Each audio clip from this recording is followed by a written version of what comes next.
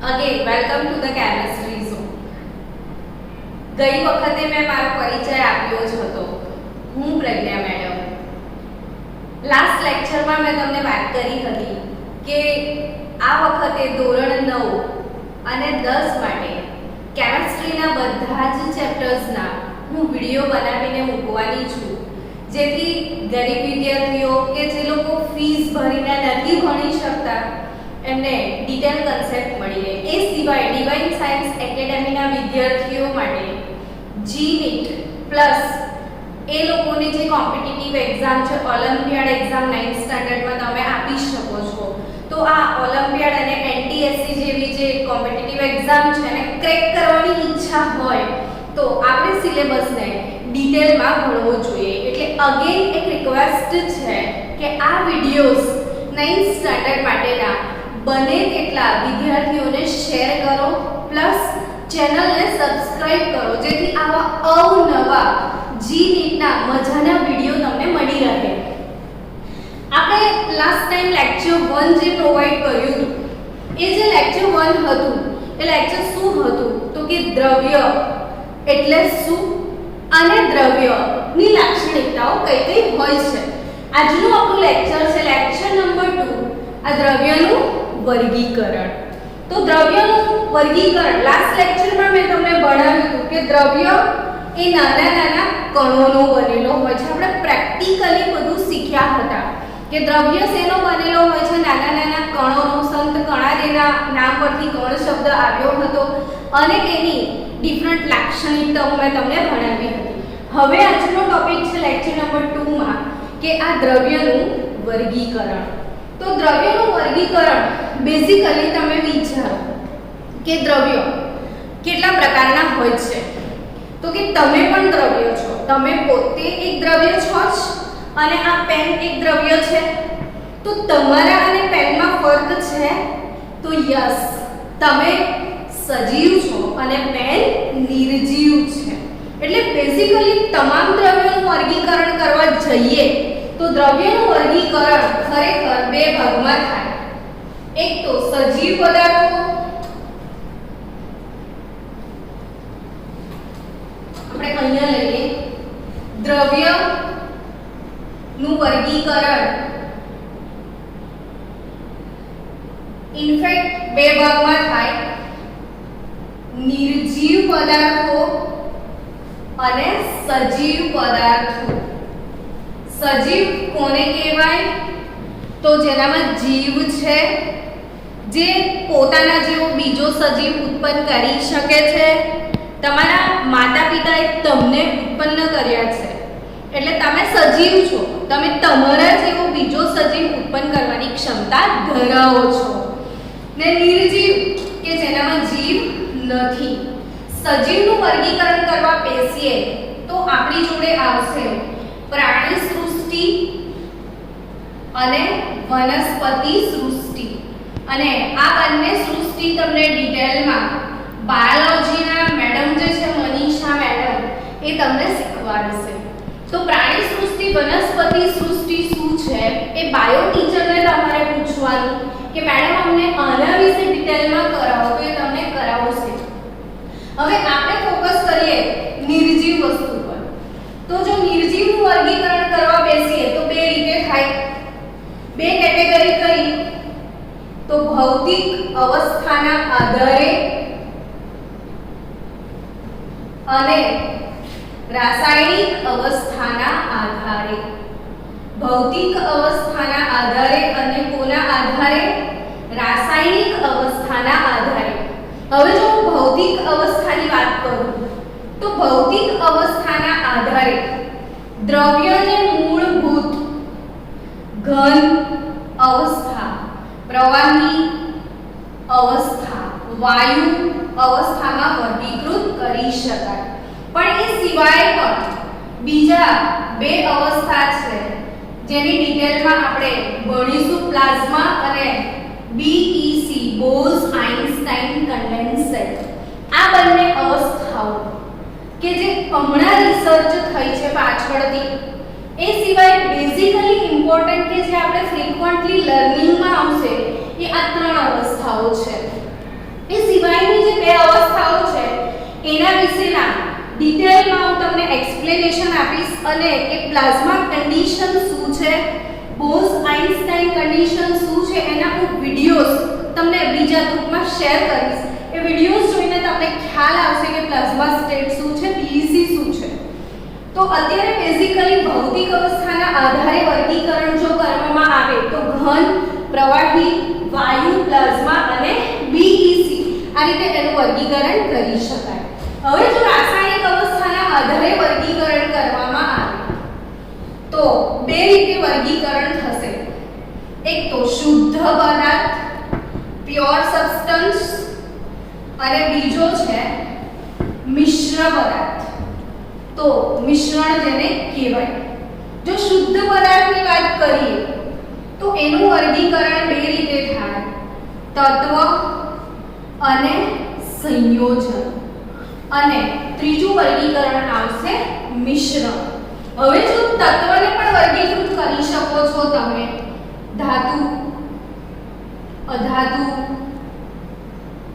અર્ધધાતુ, એટલે સંયોજન પણ કાર્બનિક સંયોજન, અકાર્બનિક સંયોજન. આની ડિટેલ આપણે એના પછીના લેક્ચરમાં આ બધું તમારે આવે જ છે. છતાં પણ એક વખત તમે લખી લો કે તત્વ તો ધાતુ, અધાતુ અને અર્ધધાતુ.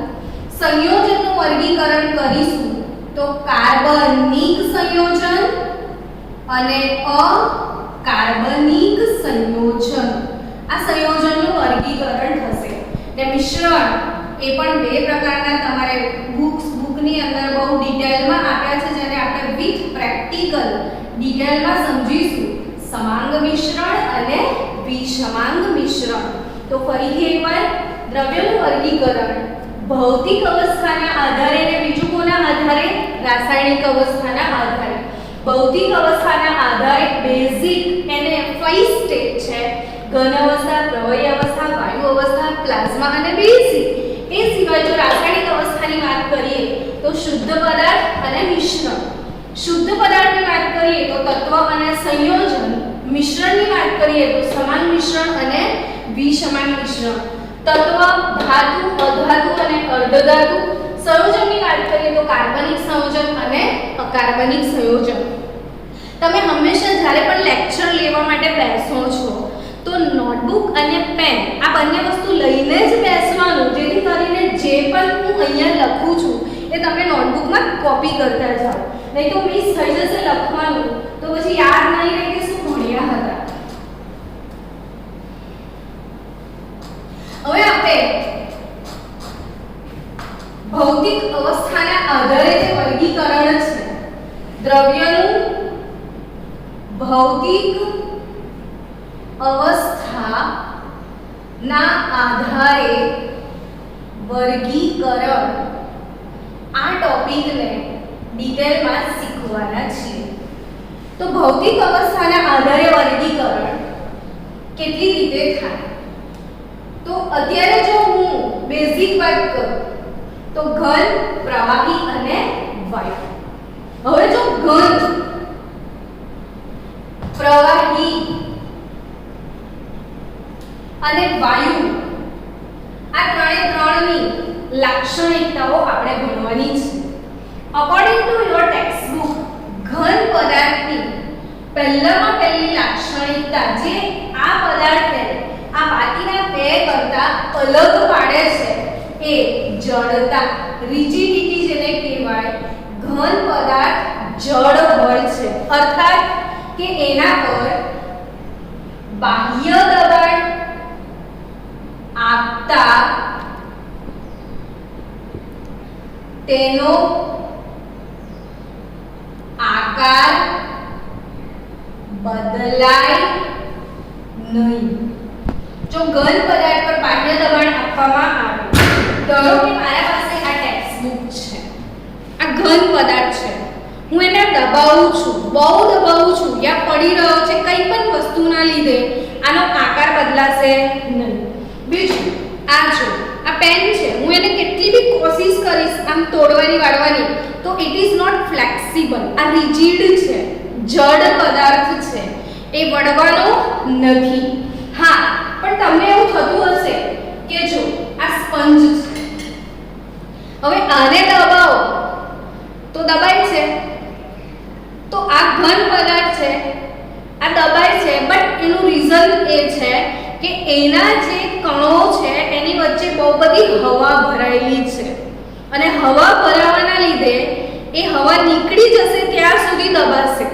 હવે હવા નીકળી ગઈ પછી જેટલો પોર્શન દબાવેલો છે એ પોર્શનને ફરી દબાવશો તો એનો આકાર બદલાશે નહીં. જો આની હવા નીકળી ગઈ છે બરાબર છે, પણ એનો આકાર બદલાયો નથી.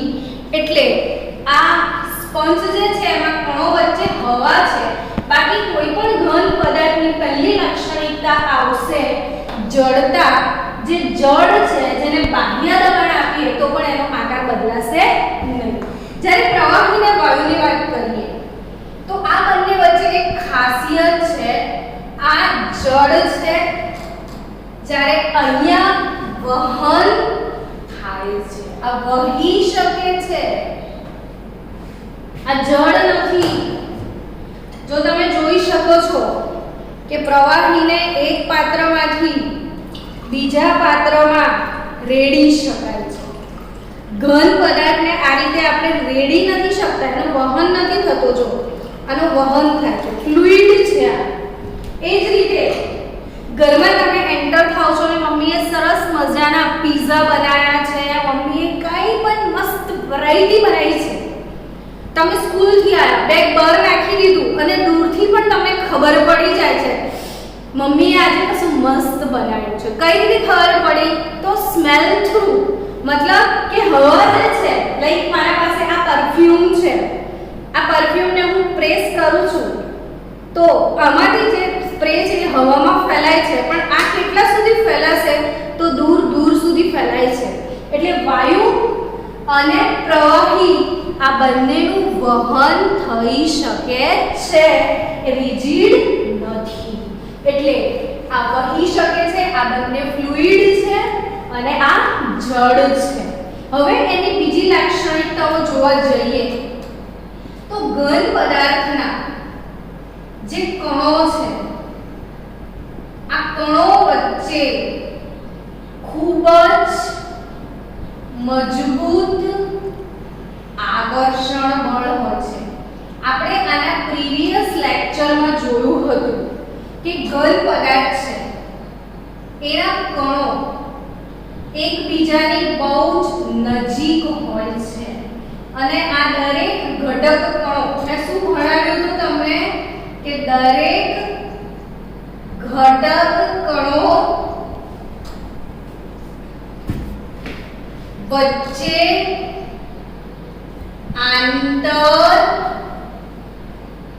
આણ્વીય દરેક ઘટક કણો વચ્ચે આકર્ષણ હોય. આવું મેં ગયા લેક્ચરમાં ભણાવ્યું હતું. મગજમાં ફિક્સ કરી દો કે દરેક ઘટક કણો વચ્ચે શું હોય છે? આકર્ષણ. અને આ બે કણો વચ્ચે જે આકર્ષણ લાગે છે એ બળને કહેવાય આણ્વીય આકર્ષણ બળ. એટલે તમને કોઈ આને વ્યાખ્યા પૂછે તો કહેવાય કે અણુ વચ્ચે લાગતું બળ, અણુ વચ્ચે લાગતા આકર્ષણ બળોને શું કહેવાય? આંતરઆણ્વીય આકર્ષણ બળો. અને ઘનમાં સૌથી મહત્તમ હોય છે ને સૌથી મહત્તમ હોવાના કારણે એક કણ બીજા કણ જોડે ક્રમિક ગોઠવણી ધરાવે છે ને ક્રમિક ગોઠવણીના કારણે બહુ જ સરસ મજાનો એક આકાર બને છે. એટલે અહીંથી તમે સમજી શકશો કે આને એક સ્પેસિફિક આકાર છે. અર્થાત કે કોઈ પણ ઘન પદાર્થ લઈ લો, જો આ એક ઘન પદાર્થ છે તો એને પોતાનો આકાર છે, મીઠું છે તો એને પોતાનો આકાર છે. અર્થાત કે દરેક ઘન પદાર્થને નિયમિત અથવા એવું કહી શકાય કે ચોક્કસ આકાર હોય છે. શું હોય છે? ચોક્કસ આકાર. આકાર હોય. આંતર આણ્વીય બળો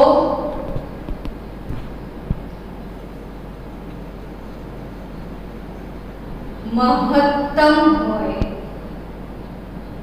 હવે જો ચોક્કસ આકાર હોય તો એને ચોક્કસ દળ પણ છે.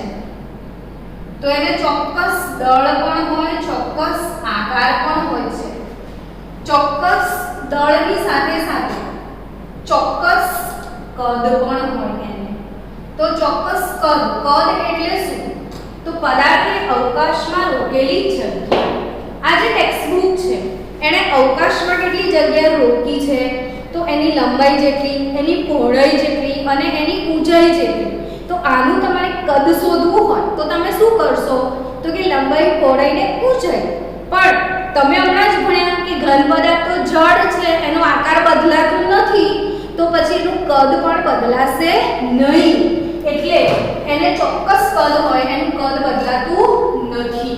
બીજી વાત કરીએ તો ઘન પદાર્થની વાત કરીએ તો આંતર આણ્વીય બળો બહુ જ મહત્તમ છે. એના કારણે એની ઘનતા સમજીએ. ઘનતા, તો ઘનતા એટલે શું? તો દળ છેદમાં કદ. સરસ, તૈયાર કરી નાખજો. ઘનતા એટલે શું? સોરી, ઘનતા એટલે દળ ભાગ્યા કદ. હવે જો કદની વાત તો એના કણો બહુ જ નજીક છે. નજીક છે એટલે બહુ ક્લોઝ પેક હોય, ટાઈટલી પેક હોય. ને ટાઈટલી પેક હોય એટલે એનું કદ નાનું થઈ જાય. ને ઘનતા ને કદને વ્યસ્ત સંબંધ છે. જુઓ તો કદ નાનું થશે તો ઘનતામાં વધારો થશે. એટલે કદ અહીંયા ઘટે છે કારણ કે આંતર આણ્વીય આકર્ષણ બળો બહુ જ ઊંચા છે. ને કદ ઘટે છે એટલે ઘનતા વધે છે. એટલે ઘન પદાર્થની ઘનતા કેવી હોય છે? મહત્તમ હોય છે. તો ઘન પદાર્થની ઘનતા, આ શબ્દ બહુ જ નાઇસ છે. સમજો, ભૂલના મત પૂછો કે ઘન પદાર્થની ઘનતા મહત્તમ છે કારણ કે એનું કદ નાનું છે. હવે આપણે પ્રવાહીની વાત કરીએ તો કે પ્રવાહીના અણુઓ જે છે એ એકબીજાથી દૂર હોય છે ને એ લોકો બહુ નિયમિત ગોઠવણી હોતી નથી. ગમે તેમ પેક થયેલા હોય છે. જો તમે ને ગમે તેમ પેક થયેલા હોવાના કારણે એને ચોક્કસ આકાર હોતો નથી. એનો આકાર કેવો? તો તમે જે પાત્રમાં નાખો છો એવો એનો આકાર. તો અહીંયા એમાં રેન્ડમ ગોઠવણી છે. સરસ મજાની ક્રમિક પેટર્ન હોતી નથી. એટલે આ કણો એકબીજાથી થોડા દૂર છે. દૂર હોવાના કારણે એ બંને વચ્ચે જે આકર્ષણ છે એ થોડું ઘટી ગયું છે. આકર્ષણ એટલે એ લોકો એકબીજાને પકડીને જાળવવા માટે તૈયાર નથી. એટલે એ લોકો બિચારા રેન્ડમ ખસી જાય છે. આ લોકો એકબીજાને એટલા ક્લોઝ પકડી રાખે છે કે એટલું બધું ટાઈટ પકડે કે ચોક્કસ શેપ બને. પણ જો તમે ટાઈટલી પકડતા નથી, એકબીજાથી દૂર જાઓ છો, રિસેસનો સમય હોય, ચલો ચાલુ લેક્ચર હોય તો ક્લાસમાં બધા બાળકો એકબીજાની સાથે બેન્ચ પર સરસ અરેન્જ થઈને બેઠા છે તો એક સ્પેસિફિક આકાર તમને દેખાય છે. પણ જ્યારે રિસેસ પડે તો બધા બાળકો એકબીજાથી દૂર જતા રહે. એટલે એ લોકો એકબીજાને પકડવા માટે સક્ષમ નથી. તો આંતર આણ્વીય બળો ઘટી ગયા, આકાર બગડી ગયો. એટલે અહીંયા ચોક્કસ આકાર હોતો નથી. ચોક્કસ આકાર નથી તો વિચારો કે આને જગ્યા વધારે રોકી છે. જગ્યા વધારે રોકી છે એટલે એનું કદ થોડુંક વધી જશે. ને કદ વધશે તો ઘનતામાં ફરક પડી જશે. અહીંયા દળ છેદમાં કદ. આની કમ્પેરિઝનમાં આનું કદ વધારે છે. નીચેનો પોર્શન વધે તો ઘનતા ઘટે. તો અહીંયા સમજી શકાય છે કે પ્રવાહીની ઘનતા ઘન કરતા ઓછી છે. કોની ઘનતા વધારે છે? ઘનની. એટલે તમે પાણીમાં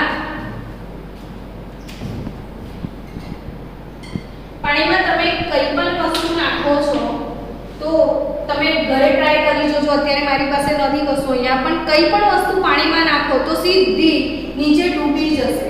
જો હું આ પેનનું ઢાંકણ નાખું છું પાણીમાં, તો પેનનું ઢાંકણ તરી રહ્યું છે. એ સિવાય જો હું કોઈ એકદમ જડ કેમ તરી રહ્યું છે, તો કારણ કે ઢાંકણની અંદર જગ્યા છે, ખુલ્લી જગ્યા, એટલે આનું કદ વધારે છે ને કદ વધી જાય તો ઘનતામાં શું થાય? ઘટાડો. પણ એ સિવાય જો તમે પથ્થર પાણીમાં નાખશો તો પથ્થર પાણીમાં ડૂબી જશે. કારણ શું?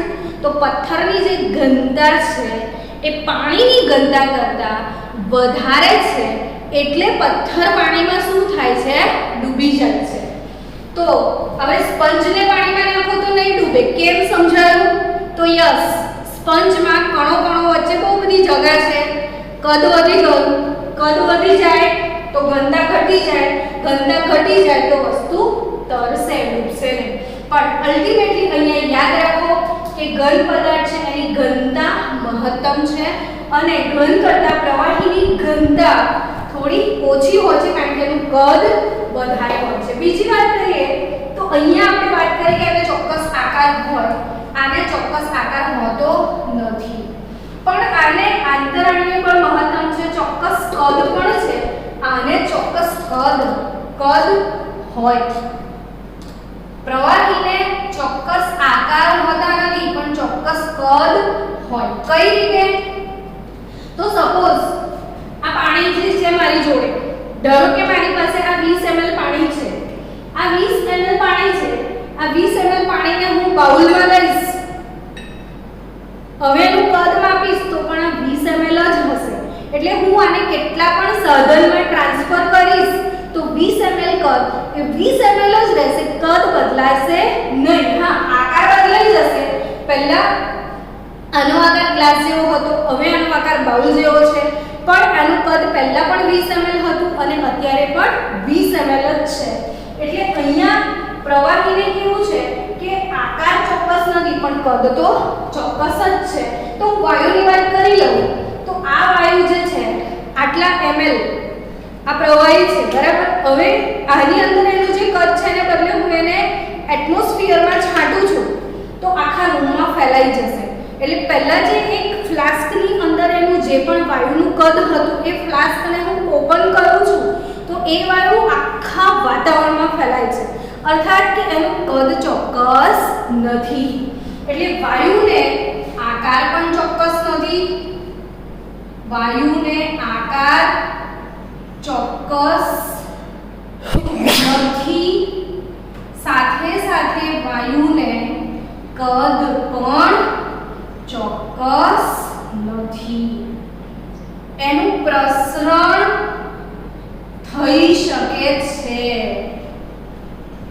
વાયુ વહી શકે છે અને એના કણો એકબીજાથી અત્યંત દૂર હોય છે, એટલે એને ક્લોઝ ડબ્બામાં રાખવો પડે. હવે આ અત્યંત દૂર છે આના કણો, તો મારે એને ક્લોઝ વેસલમાં રાખવું પડે.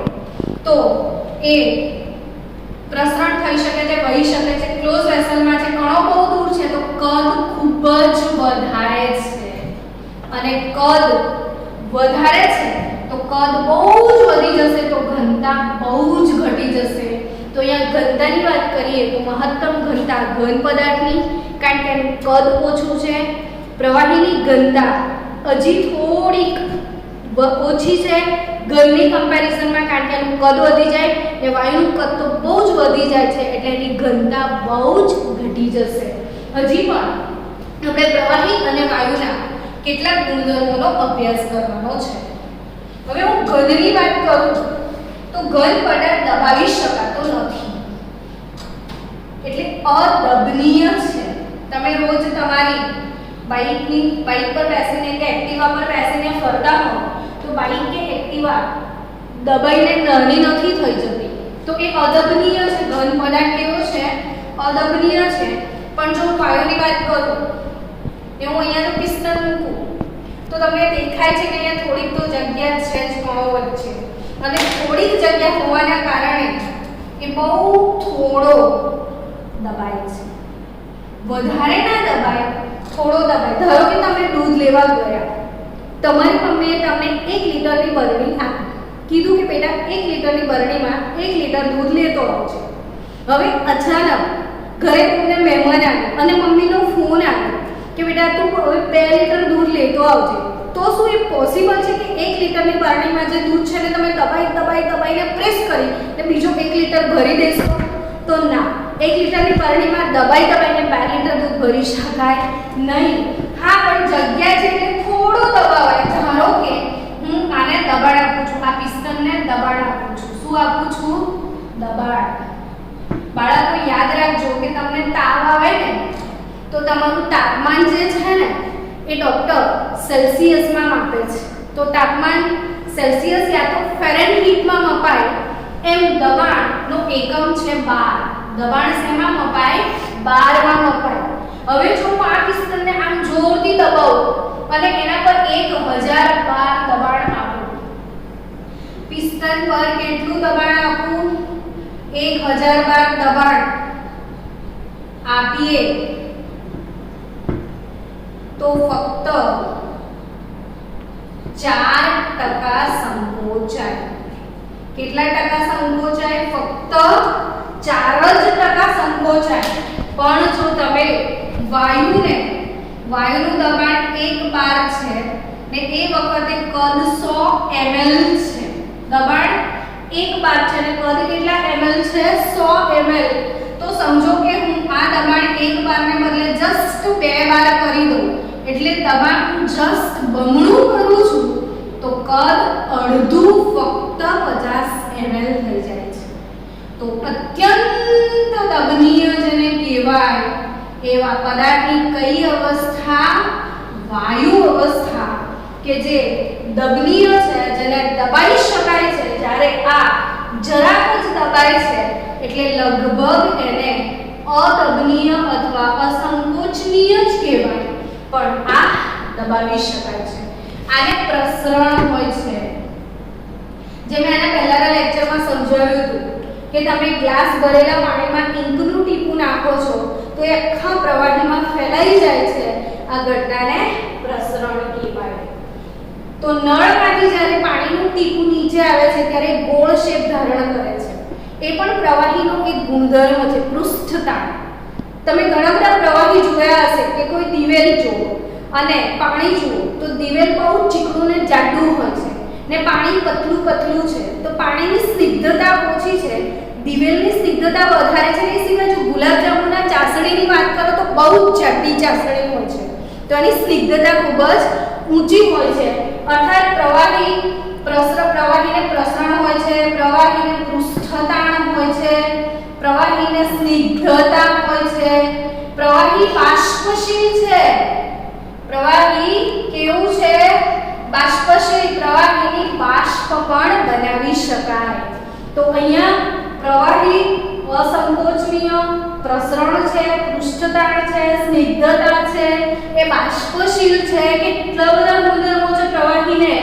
અને આપણે વાયુની વાત કરીએ તો વાયુ દબનીય છે, દબાય છે ને દબાય છે એટલે કે એની જબરજસ્ત કેરેક્ટરિસ્ટિક છે કે કોઈ પણ એક પાત્રની અંદર આ વાયુના કણો જે અસ્તવ્યસ્ત ગતિ કરે છે તે સતત પાત્રની દિવાલ સાથે અથડાય છે.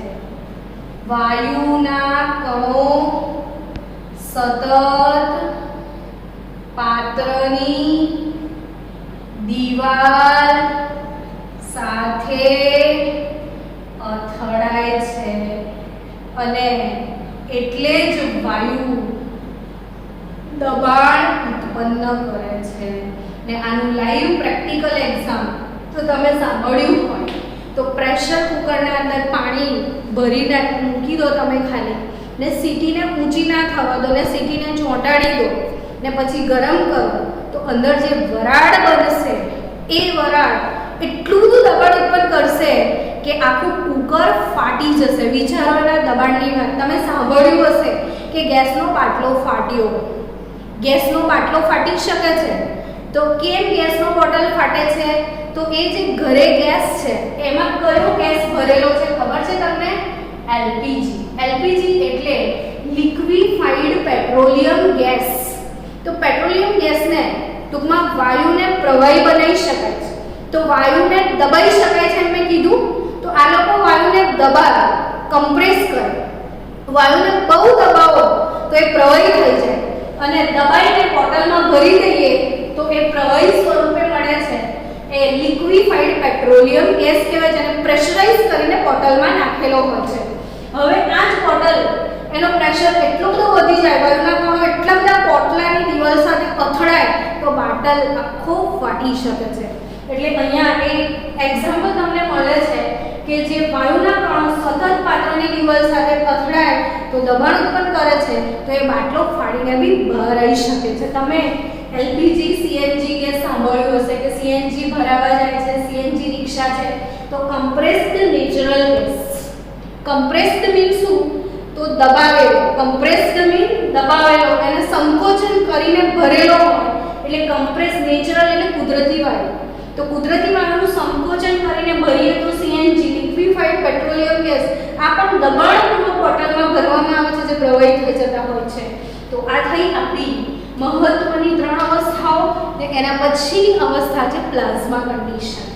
વાયુને તમે સખત ગરમ કરો ને બહુ ગરમ કરો તો એની અંદરના ઇલેક્ટ્રોન કે પરમાણુઓ છોડી દે છે. ને વાયુના પરમાણુઓ ઇલેક્ટ્રોન છોડી દે તો એને આયનીકરણની ઘટના કહેવાય. ને આ આયનીકરણની ઘટના થાય. વાયુનું શું થાય?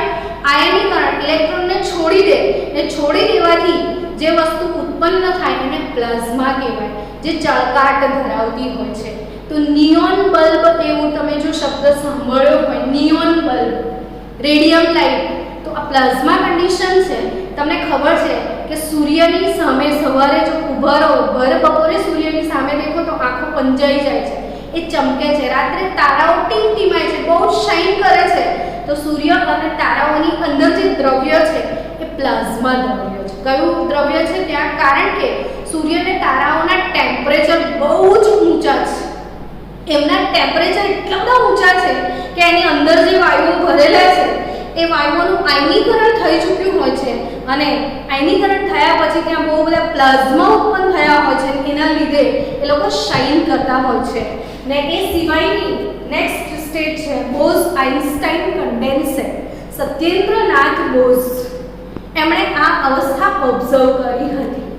પણ આ જે અવસ્થા છે એના પહેલા આઇન્સ્ટાઇન સમજાવીને ગયા હતા. તો આઇન્સ્ટાઈને સમજાવ્યું હતું પણ એને વધારે ડેવલપ બોઝ અંકલે કર્યું છે. એસ.એન. બોઝ, સત્યેન્દ્રનાથ બોઝ. એટલે આ બંનેનું નામ મલાઈને નામ આપ્યું છે બોઝ-આઇન્સ્ટાઇન કન્ડેન્સેટ. અને આના માટેના હું તમને વિડિયોઝ મોકલીશ. આ અવસ્થા એ જોવાની મજા આવશે અને આ અવસ્થાના પણ પ્લાઝ્મા કન્ડિશનના પણ બહુ બધા વિડિયોઝ તમને ગૂગલ પર અવેલેબલ છે. આ બંને વિડિયોઝ હું તમને સેન્ડ કરીશ. તો અલ્ટિમેટલી આજનો આપણો લેક્ચર નંબર 2 શું હતો કે ભૌતિક અવસ્થાના આધારે દ્રવ્યનું વર્ગીકરણ. એના પછી આપણું નેક્સ્ટ સેશન હશે રાસાયણિક અવસ્થાના આધારે દ્રવ્યનું વર્ગીકરણ. Till bye bye. મળીએ પછી નેક્સ્ટ લેક્ચરમાં. ત્યાં સુધી બધી નોટ્સ બનાવી દેજો અને બધું જ લખીને પ્રિપેર કરીને જે પણ ડાઉટ્સ હોય એ મને સેન્ડ કરવાનું